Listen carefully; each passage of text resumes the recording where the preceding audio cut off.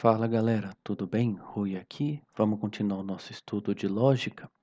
Hoje a gente vai falar das ciências da classificação, basicamente, né? Como o Padre Jorge chama.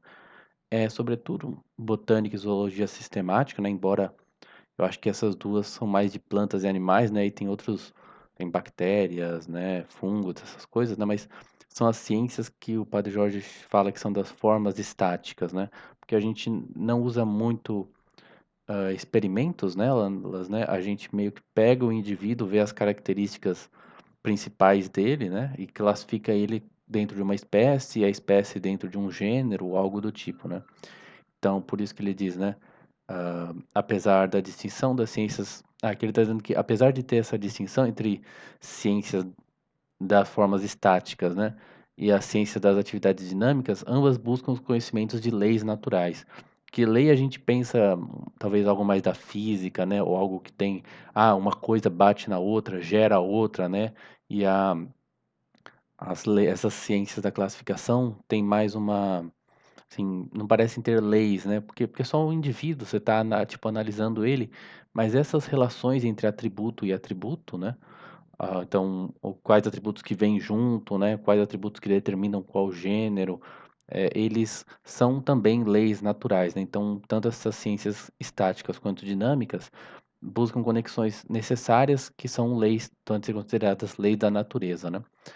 Então, como eu falei, o experimento não é tão importante, é mais a observação, porque a gente não está tentando ver exatamente o que, que acontece se a gente pegar esse ser vivo e colocar ele em tal condição. Isso já seria mais talvez uma fisiologia, né, por assim dizer, né, como que funciona o mecanismo da vida dele, né? Então já é mais uma ciência de processo, tal. A gente quer pegar, na verdade, ele, ver as características principais e classificá-las, né? Então não tem muito papel do experimento, né? Então, na classificação, agrupamos o indivíduo em sua espécie natural e a espécie em sua ordem de subordinação. Nisso, a mente contempla a unidade, a harmonia e a razão que perfazem a criação. Isso acho que é para. Então, como ela busca essas espécies naturais que existem na natureza, é um dado da natureza, essas espécies, né? A gente vai discutir depois um pouquinho mais sobre isso, e a razão contempla essa ordem da natureza, ela não é só um mero meio para um fim prático, ela está descobrindo algo a respeito da realidade, não é só para você organizar, por exemplo, um arquivo sobre espécimes, né, só para você ter uma classificação, uma organização, é uma ordem da natureza mesmo que está sendo compreendida. Mas a gente não deve confundir a classificação, essa ciência da classificação, com a divisão lógica, embora elas sejam correlatas, mas elas não são idênticas. Eu acho que aqui não ficou tão claro, mas ele fala que depois que a gente tem a classificação, né, que a gente classifica indivíduos reais em espécies reais, a gente pode fazer a classificação lógica, que é separar o todo lógico nas suas espécies, né? Então, a, nesse sentido, a classificação vem antes da divisão lógica, né? A divisão lógica pressupõe que você sabe em quais espécies esse gênus, né, pode se decompor, né? Então, mais acho que ele fala aqui, pega indivíduos reais e classifica eles em espécies. A, a divisão lógica meio que não considera os indivíduos. Ela fala, olha, vertebrados são divisíveis em, né, peixes, anfíbios, répteis, mamíferos e aves. Ela não diz em si como você coloca um indivíduo dentro de uma espécie, entende? Seria mais isso. Então, antes da gente tratar da classificação natural, que é a classificação que a gente quer encontrar verdadeiramente na ciência, né? Que é encontrar aqueles tipos naturais que são da própria realidade, né? São dados da realidade, as divisões entre os seres, né?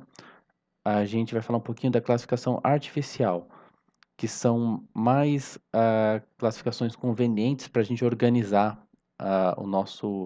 o conhecimento que a gente tem, né? Os vários dados do conhecimento que a gente tem.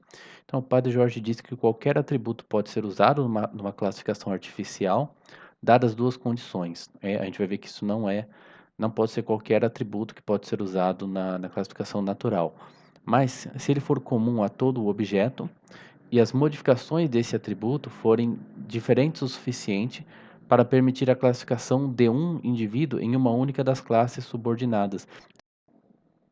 Então, lembra um pouco a classificação lógica, né? Apesar das diferenças que a gente falou entre a divisão lógica e a classificação, mas tem também na divisão lógica, né? A gente tinha que classificar todo a espécie, né? Do genus, né? A gente não poderia deixar nada dela de fora, e a gente não podia ter nenhum dos subgrupos, né? É, nada podia estar em duas classificações ao mesmo tempo, né? Então, nem deixar nada de fora, nem colocar alguma coisa em duas partes, né? Então, é a mesma coisa aqui. A característica tem que ser comum a todos os objetos, né? Então, todos eles têm que estar contemplados nessa característica, e eu não posso ter uma ambiguidade, né? Para ter um indivíduo em dois lugares ao mesmo tempo, né? Embora eu fiquei pensando assim, bom, se eu tiver, por exemplo, quero classificar usando uma certa característica e eu posso classificar um grupo que não tem essa característica, né? Então, por exemplo, diversos tipos de uma determinada característica e não ter essa característica, né? Sei lá, acho que daria, mas não sei, né? Fica a dúvida aí, né? Então, ele dá o exemplo, né? Uma mesma coleção de gravuras pode ser classificada por um historiador de acordo com os eventos representados, né? Por um artista segundo as várias escolas de arte, ou por um negociante, acho que é marchand, né? O vendedor de obras de arte, né? De acordo com seu valor de mercado. Então, cada um classifica, depende, são todos artificiais, né? Tudo bem que são quadros, né? Então, quer dizer, não tem espécies naturais, né? Não tem. Então, realmente, cada classificação é dependendo da finalidade que você tem, né? Então, há dois casos que a gente precisa distinguir no uso das classificações artificiais, que é quando a gente tem indivíduos limitados e o número de indivíduos é limitado e o número de indivíduos é ilimitado, quer dizer, quando é uma espécie inteira, né? Aí você não está classificando só uma coisa, mas um tipo de coisa, né? E todos os que podem vir a existir dessa espécie, né? E aí, basicamente, no primeiro caso, a gente pode ter uma característica artificial. Então, ele diz o exemplo das patentes dos militares, né? Aí eu posso pegar, por exemplo, se eu tenho uma determinada coleção, né, uma determinada lista, eu crio uma marca específica para cada grupo, né? Então, tem uma liberdade enorme, né? No segundo caso, temos que usar uma característica natural, o que não torna a classificação natural. Então, quando são indivíduos ilimitados, eu preciso criar, eu não posso ter um símbolo para cada um, né? Ou para um determinado grupo, porque eu estou classificando indivíduos que eu ainda não, aos quais ainda não atribuí essa marca, né? Então, eu preciso de alguma característica natural, o que não significa que a classificação seja natural. Então, por exemplo, ele dá o exemplo da classificação de Linneu das plantas, que ela era baseada no número de pistilos e estames. Isso é alguma característica anatômica das flores, se eu não me engano, né? Posso estar enganado.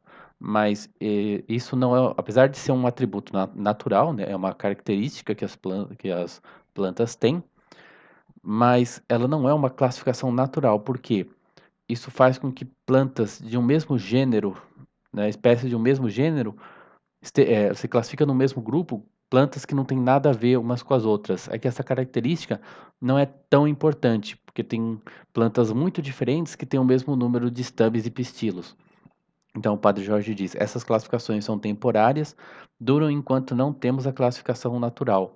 Então, é mais para você organizar, para você, por exemplo, eles tinham, né, essas várias plantas, e aí você queria identificar, saber se essa planta já tinha sido ah, encontrada por outro. Então, você vai lá no livro do Linneu, né, Linneu, você pega, quantos, esse exemplar, esse espécime, né, que eu tenho aqui. Ele tem tantos pistilos e tantos estames. Aí você procura na classificação do Linneu, vê se tem alguma planta que já tem esse número, né? Aí se alguma já tem, você fala, opa, mas é parecida com a que eu encontrei? Aí para você saber buscar, encontrar no livro, né? Para você, então essa organização faz sentido, mas tem plantas muito diferentes que na verdade são gêneros diferentes, né? Sob um mesmo gênero, né? Então essa seria a diferença. Aí, o Padre Jorge vai discutir um pouquinho a existência de espécies naturais, né? Porque é interessante, sobretudo, a doutrina da evolução, meio que isso é bastante datado da época, né? Mas de alguma forma a evolução meio que nega a existência de espécies, né? Porque uma espécie vai surgindo de outras, né, então vai tendo pequenas modificações, vão surgindo novas espécies. Então, ele vai tentar defender a existência dizer alguma coisa a respeito da existência de espécies naturais, né, já que a nossa classificação é de existirem espécies naturais, né. Então precisa existir uma espécie natural para a gente ter uma classificação natural. Então a classificação depende da existência da espécie natural, porém alguns rejeitam a sua existência. É manifesto pela experiência que um vasto número de membros dos reinos animal e vegetal estão distribuídos em tipos. Eles não são uma mera coleção de indivíduos, cada um tão diferente a ponto de ser impossível de afirmar qualquer proposição universal de qualquer subgrupo. Pelo contrário, os tipos em questão possuem em comum não apenas traços gerais, mas até características mais detalhadas. Eu achei que acho que eu não coloquei aqui, infelizmente, uma descrição que alguém fez de um pássaro.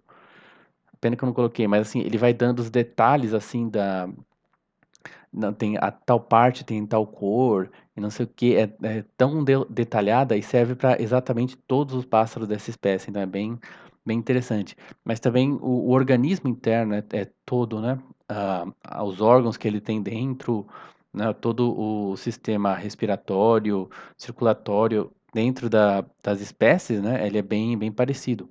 Não são só as características externas, né. E o desenvolvimento embrionário, né, então desde que ele é gerado até chegar no nascimento, na fase adulta, tal, também é bastante parecido, né. Então e a teoria da evolução tem uma tendência a dissolver as espécies, né. Que o Padre Jorge diz que os últimos seguidores de Darwin até aquela época acreditavam que a evolução não era suficiente para explicar o fenômeno das espécies. Ele coloca aqui uma frase do padre Wassmann, que era um padre jesuíta que era um biólogo importante.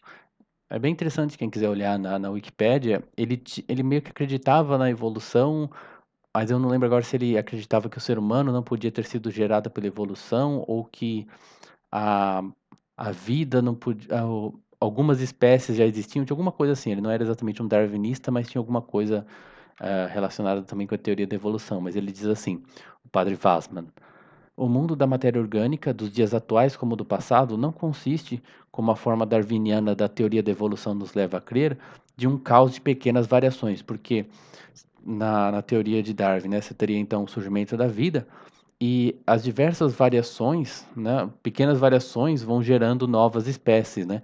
Então se tem pequenas variações de uma espécie para outra, né, vai uma pequena variação, depois uma outra pequena variação, depois uma outra pequena variação, até que gerou uma espécie nova, deveria é como se fosse uma escadinha bem pequena e com degraus bem pequenos, né, e aí tendo vários andares, digamos assim, né. Então você teria um contínuo, né, teria que ser diferenças bem pequenas para irem podendo sendo geradas aos poucos, né, para de pouquinho em pouquinho uma espécie dar origem à outra. Mas ah, o mundo da matéria orgânica então se constitui ao contrário de um sistema bem ordenado de espécies, gêneros e famílias. Só para não deixar batido, eu acho que o pessoal hoje em dia diria que alguns desses estágios intermediários, eles não são muito, eh tentando fazer o argumento pró-evolução aqui, eles não são muito bem adaptáveis, né, então as espécies vão mudando, mas elas vão sendo selecionadas de acordo com a sua capacidade de se adaptar ao meio. Então você quer dizer, se eu tenho, por exemplo, entre, sei lá, vamos fazer assim, bem simplesmente, de uma forma bem simples, né, entre o homem e o macaco não tem, esse meio termo em si não é muito, adaptado ao meio ambiente, enquanto o homem e o macaco sim. Né, então não se pelo fato de que as pequenas mutações vão gerando espécies novas, não significa que todos esses estados intermediários são bons, são adaptados, então você tende a ficar só com algumas partes desse processo, que são aqueles que se adaptam melhor, então tem esse argumento, né, ah, possível, né. Vocês acho que eu posso dizer que não é o nosso objetivo esclarecer essa questão no curso, né, mas estão aí os 2 pontos de vista, né. Então, a classificação natural, finalmente, é a ordenação sistemática das espécies de acordo com suas relações mútuas. E é possível pelo fato de que várias características que as constituem possuem entre si uma ordem hierárquica. Então, algumas características do touro pertencem à sua espécie, outros pertencem a todo o gênero dos bovini, etc. Então, as séries de propriedades que distinguem cada um desses níveis estão de tal forma conectados que da presença de uma podemos inferir as outras. Então, ele dá o exemplo que ter cascos nos pés, isso é o Cuvier, que foi um dos primeiros caras a fazer classificação dos animais, né? Então, diz: cascos nos pés indicam dentes molares com coroas planas, um canal alimentar bastante longo, um estômago longo ou multiplicado, e outras relações desse tipo. Tem tudo. Os cascos não tem muito a ver, mas pelo menos essas últimas todas têm meio que a ver com você ser herbívoro, né? Que tem que ter um estômago longo para conseguir digerir a, as plantas, né? Que são bem a celulose, essa coisa, acho que é bem difícil de digerir, né? A carne é mais fácil de digerir.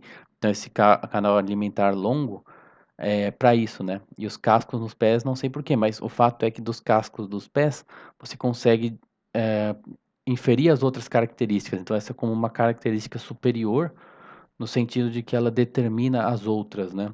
Ela te permite afirmar outras. Não é claramente o caso de que cada animal seja uma aglutinação de notas, isto é, que todos os ruminantes, por exemplo, sejam iguais até certo ponto, porém os ovis, que são é um gênero onde está inclusas as ovelhas, né? Em latim, oves é ovelha, né? Tendo notas adicionais de uma descrição e os bovini possuem particularidades correspondentes a outro tipo. Basicamente, que nem a gente falou ali, tem tipo cascos nos pés. Mas isso é uma característica de vários grupos, né? Mas, por exemplo, um determinado animal que tem cascos nos pés tem o casco daquela espécie. E a outra espécie tem um casco daquela espécie, né? Não é que o casco é genérico para todos aqueles seres, mas cada espécie tem o seu casco. Mas a característica ter casco nos pés é de toda uma família, né? Ou ordem, não sei qual a classificação, né?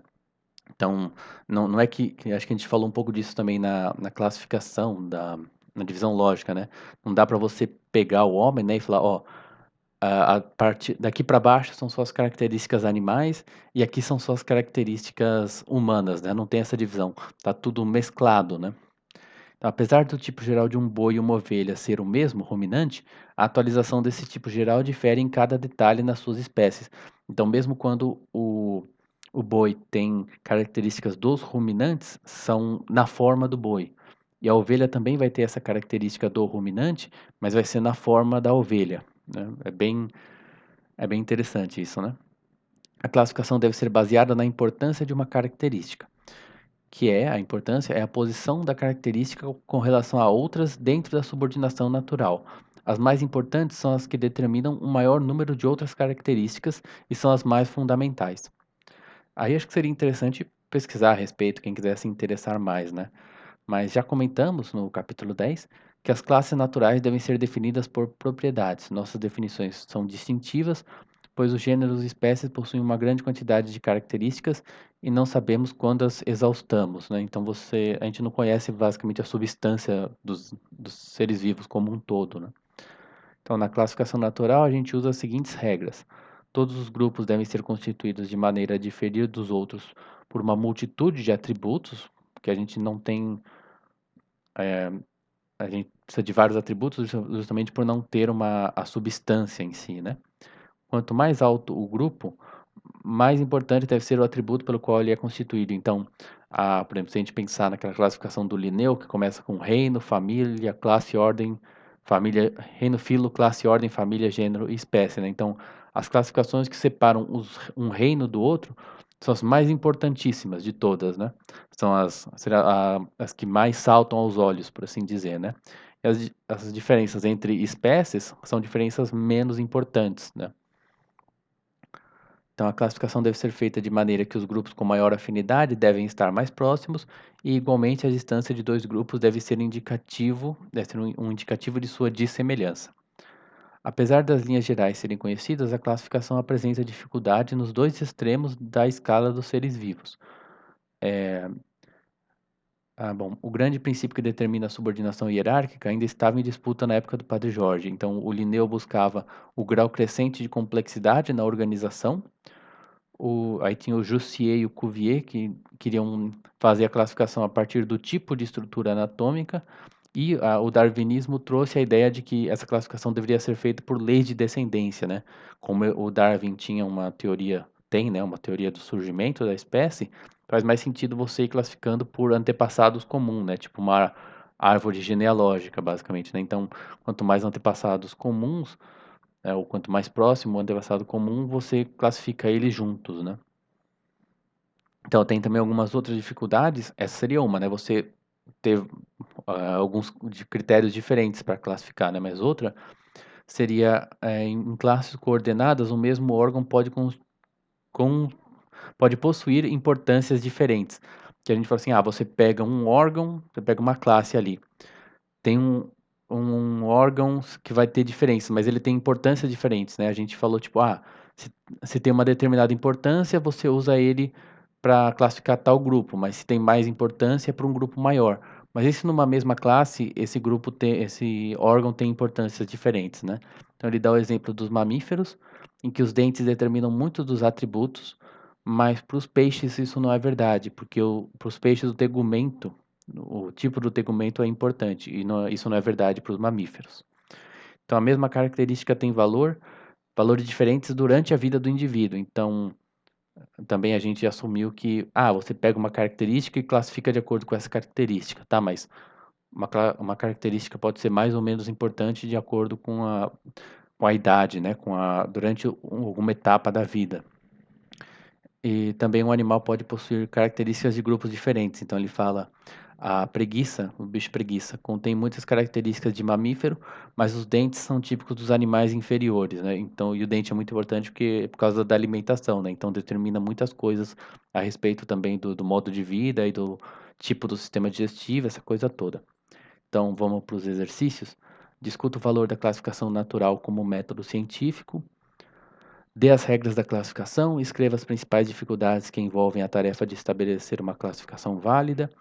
Qual você considera ser a relação entre divisão lógica e classificação? Explique e ilustre a distinção entre classificação natural e artificial, notando o propósito e as características de cada. Que objeções foram feitas à admissão dessa distinção?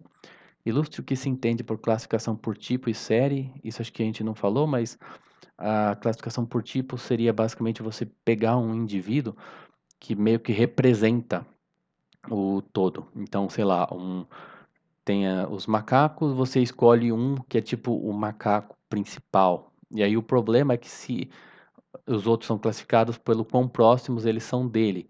Mas o problema é que isso te dificulta você fazer proposições gerais, né? Porque na verdade você está falando de um tipo e os outros são menos importantes, né? Então tem esse problema. A classificação em série já seria então você pegar esse tipo principal e, na verdade, seria mais o homem, né? Essa é uma classificação que veio do Mill, e você colocar o homem como o tipo principal dos animais e você ir classificando em série, né, com os outros animais conforme eles se aproximam do homem. Então, o Padre Jorge fala que isso tem muito a ver com a ideia das variações concomitantes, que é aquele método que a gente viu no caso dos métodos de indução, né? Então, seria basicamente isso. Eu acho que com isso acaba os exercícios, né? Então, muito obrigado, galera. Valeu, até a próxima.